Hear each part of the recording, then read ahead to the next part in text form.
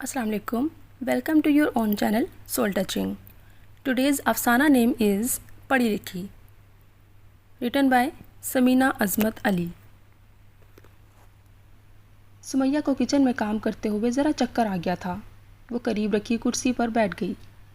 आजकल उसकी तबीयत अच्छी नहीं थी। मसाला वगैरह भूनने में उसे उबकाई सी आ जाती थी, लेकिन अपनी दोनों जिठानियों से उसे किसी ताउन की उम्मीद नहीं थी। गो कि उनके आपस के ताल्लुकात बुरे नहीं थे, लेकिन दोनों को काम के वक्त मासूम बनकर ऐसा जान छुड़ाना आता था कि सुमैया हैरान रह जाती। उसने जाट से ज़रा सी सौंफ निकाली और मुंह में डालकर चुबाने लगी। इसी वक्त बड़ी जिठानी भाभी नईमा किताब हाथ में लेकर किचन में दाखिल हुई और उनके पीछे उनकी बेटी भी, जो 9th की स्टूडेंट थी। सुमैया, ज़रा इसे केमिस्ट्री तो समझा दो। या अल्लाह, सुमैया का सर घूम गया।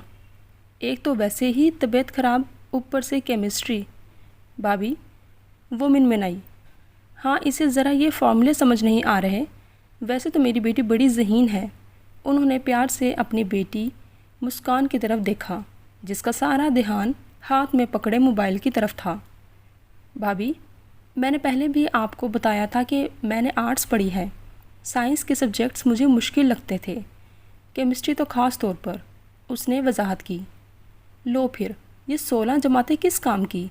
भाभी ने तंजिया कहा।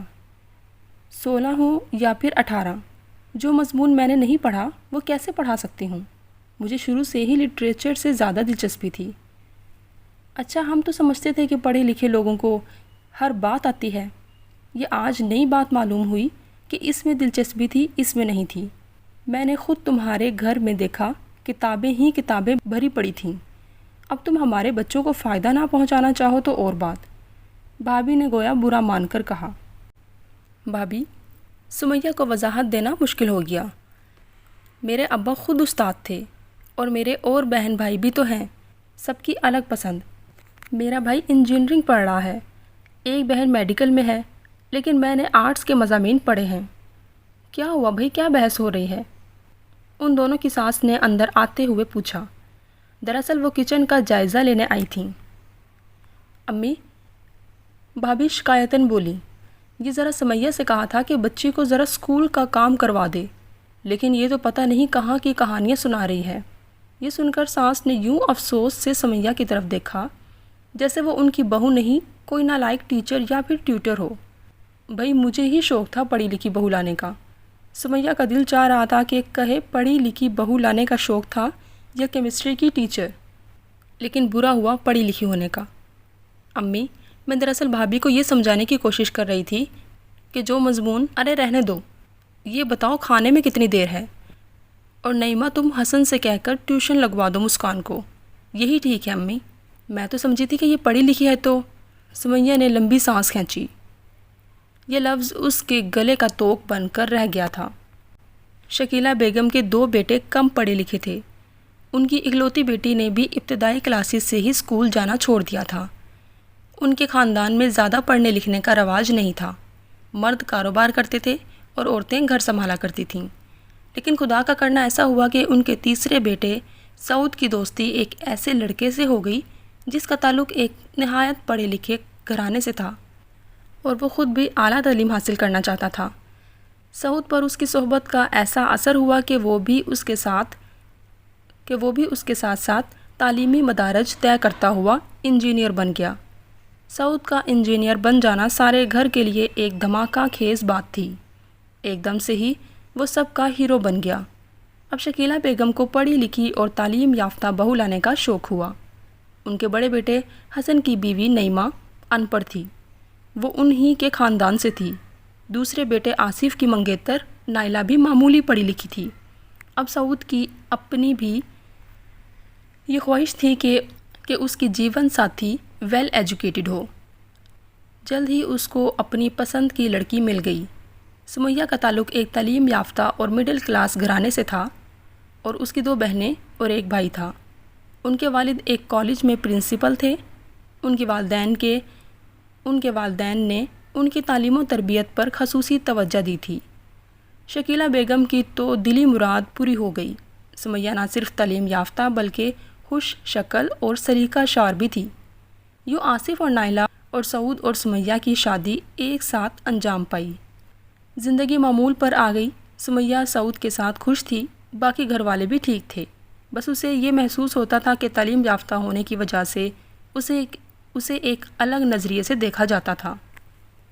ایک دن اس کی نند شائستہ آئی ہوئی تھی۔ انہوں نے باتوں کے دوران کہا، سمیہ، تمہارے شادی کے کپڑے بہت سادہ ہیں، زیادہ تر کاٹن کے ہیں، تم نے ریشمی اور بھاری ملبوسات نہیں بنوائے۔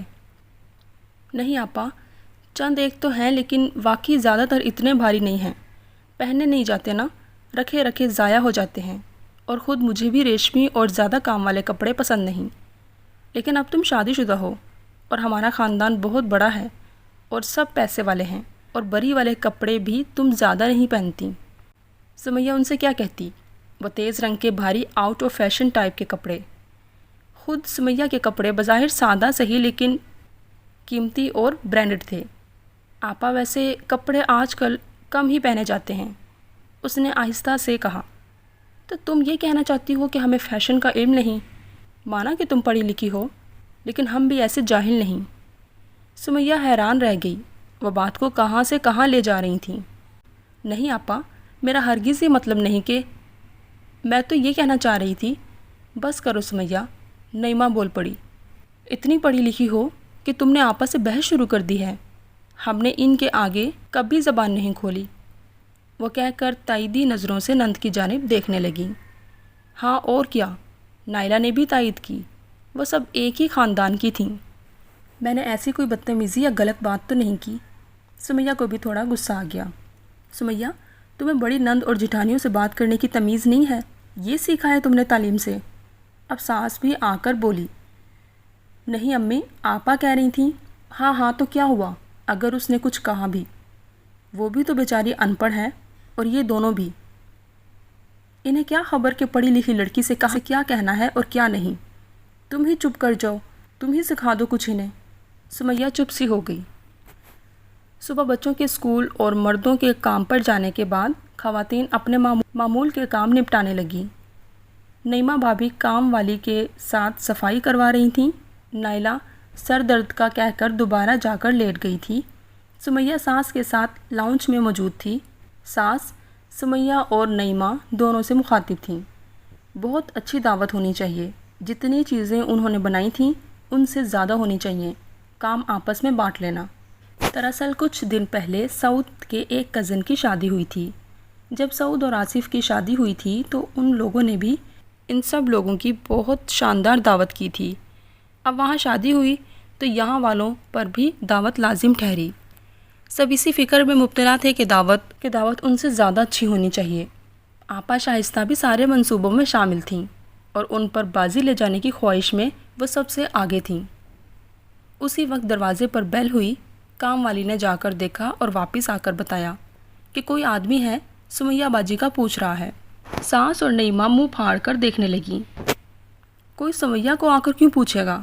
سمیہ کا بھائی ہے کیا؟ ساس نے پوچھا۔ نہیں جی، وہ ہے جو موٹر سائیکل پر ڈبے لے کر آتا ہے، کوریئر والا ہوگا۔ سمیہ دروازے پر دوڑی۔ شادی سے پہلے جو وہ رسائل، ڈائجسٹ اور مختلف کتابیں منگواتی تھی، ان کے لیے اس نے نیا ایڈریس دیا تھا۔ وہ خوشی خوشی پارسل لے کر اندر آئی اور کھول کھول کر دیکھنے لگی۔ میری کتابیں ہیں امی، اس نے ساس کو وضاحت دی۔ وہ مسلسل اسے دیکھے جا رہی تھیں۔ عجیب ہی بات ہو گئی آج تو، انہوں نے کہا۔ اب یہاں عورتوں کے نام پر لوگ آ کر پوچھیں گے اور پارسل لائیں گے تو کیا ہوا امی؟ کتابیں ہی تو ہیں، آج کل تو لوگ کپڑے، جوتے، ہر چیز آن لائن منگواتے ہیں، اس نے آرام سے بتایا۔ تو وہ تمہارے گھر کا رواج ہوگا۔ لو حد ہو گئی، جو چیز چاہیے اپنے مرد کو بتاؤ، وہ لا دے گا۔ عید تہوار پر ہم خود بھی بازار چلے جاتے ہیں، کوئی اتنے تکیانوس نہیں ہیں، لیکن یوں دروازے پر آ کر نام لیا جائے۔ اور کتابیں؟ اب کیا کتابیں پڑھنا بھائی؟ شادی شدہ عورتیں گھر سنبھالتی ہیں یا یہ رسالے پڑھتی ہیں؟ سمیہ حیران پریشان ان کی صورت دیکھنے لگی۔ نعیمہ بھابھی کا بھی کچھ ایسا ہی حال تھا، جیسے کوئی بہت انہونی بات ہو گئی ہو۔ رات کو اس نے سعود سے ذکر کیا تو اس نے کہا، مجھے کہہ دیتی، میں لا دیتا۔ آن لائن آرڈر، وہ بھی اپنے نام سے کرنے کی کیا ضرورت تھی؟ اس سے کیا ہوتا ہے؟ کتابیں بھی نہ منگواؤں؟ کتابیں یا کچھ اور مجھ سے کہہ دیا ہوتا۔ یہاں ایسا ماحول نہیں ہے سمیہ، تم سمجھا کرو، پڑھی لکھی ہو۔ پڑھی لکھی؟ اس کے ماتھے پر سلوٹ پڑ گئی تھی۔ دعوت کی تیاری ہو رہی تھی۔ آپا شائستہ نے کھانے گنوا دیے تھے اور عذرائے کرم ایک ڈش اپنی طرف سے بھی بنانے کا اعلان کیا تھا۔ نعیمہ نے آ کر سمیہ سے کہا، سمیہ تم نئی نویلی بھی ہو اور اچھی سمجھدار پڑھی لکھی بھی ہو، تم اپنے حصے کا کام کر لو، بلکہ ایسا کرو کہ اس وقت جو عین وقت پر آنے کا کام ہوگا وہ میں اور نائلہ مل کر کریں گے، تم ان کے ساتھ بیٹھنا۔ صاف بات ہے بھائی، ہم میں بات کرنے کا طریقہ کہاں، اور وہ لوگ بھی ہم لوگوں کی دیکھا دیکھی BA پاس بہو لائے ہیں، اس کے ساتھ تو تم ہی گفتگو کرنا، باقی بڑوں کے لیے تو اماں اور آپا اور مردوں کے ساتھ مرد۔ ہاں ٹھیک ہے، کیا حرج ہے، سمیہ نے سوچا۔ اسے ویسے بھی مہمانوں کے آ جانے کے بعد کرنے والے کام برے لگتے تھے۔ بندہ پہلے ہی کام کر کے صاف ستھرا فریش ہو کر بیٹھ جائے۔ اس کا پورا دن کچن میں گزرا، درمیان میں لنچ بھی اسی کی ذمہ داری ٹھہری۔ دونوں بابیاں سلاد کاٹنے تک کچن میں نہیں آئیں۔ بریانی کا قورمہ تیار کیا، کباب کا مسالہ بنا کر ٹکیاں بنا دیں، مچھلی کو مسالہ لگا دیا، چکن فرائی کرنے کے لیے میرینیٹ کر کے رکھا، سلاد، رائتے، چٹنی تیار کی، مٹن کڑھائی وغیرہ وغیرہ۔ نعیمہ اور نائلہ نے آ کر کچن کا جائزہ لیا۔ ٹھیک ہے، کچھ کام تو تم نے کر لیا ہے، باقی ہم دیکھ لیں گے۔ کباب اور مچھلی میں فرائی کر لوں گی اور نائلہ بریانی کو دم لگا دے گی۔ اب تم ریسٹ کر لو۔ سمیہ اپنے کمرے میں گئی اور کپڑوں کا جائزہ لینے لگی کہ شام کو کون سے کپڑے پہنے۔ اسی وقت آپا شائستہ کا فون آیا۔ لہجے میں مٹھاس لیے وہ بولی، سمیہ میری جان، میں نے سویٹ ڈش کا کہا تھا، لیکن اچانک کی طبیعت ایسی ہوئی کہ اٹھا ہی نہیں جا رہا۔ اب ان کا مزاج تو تم جانتی ہو، کہوں گی تو سو سنائیں گی۔ نعیمہ اور نائلہ سے تو مجھے کوئی امید نہیں، کہاں جاہل ان پڑھ، کہاں تم تعلیم یافتہ عقل سمجھ والی۔ پلیز کوئی آسان سی میٹھی چیز بنا لو۔ تم تو کمپیوٹر سے ترکیبیں نکالتی ہو نا؟ سمیہ کو کمپیوٹر سے ترکیبیں نکالنے پر ہنسی آ گئی۔ ایک دن اس نے وائٹ ہانڈی بنائی تھی۔ آپا کی ترکیب پوچھنے پر اس نے بتایا تھا کہ نیٹ سے ریسیپی دیکھی تھی۔ اس دن کے بعد سے یہ کمپیوٹر سے ترکیب نکالنے والی اصطلاح وجود میں آئی تھی۔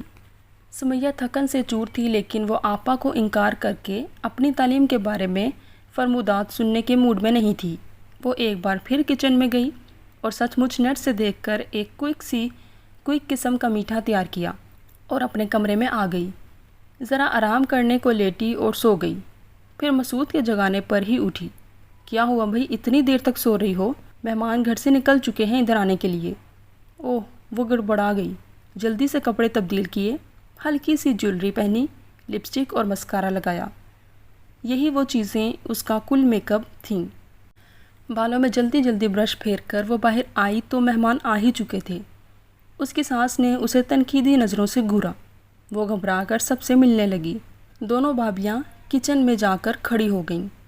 گھر کی سیٹنگ ایسی تھی کہ جہاں مہمان بیٹھے تھے وہاں سامنے کچن کی بڑی سی کھڑکی تھی اور وہاں کا منظر بخوبی دکھائی دیتا تھا۔ اس نے چاہا کہ وہ جا کر اپنی بنائی ہوئی چیزوں کا جائزہ لے اور سرونگ میں مدد کرے، لیکن آپا نے اس سے کہا، تم بیٹھ کر نئی دلہن کو کمپنی دو، وہ دیکھ لیں گی۔ وہ وہیں بیٹھ گئی اور سب باتیں کرنے لگے۔ کچن سے اشتہا انگیز خوشبوئیں اور ہلکا ہلکا دھواں اٹھ رہا تھا۔ سمیہ کو ایک دم سے عجیب احساس ہوا۔ اس نے یہ منظر ایک مہمان کی نظر سے دیکھا۔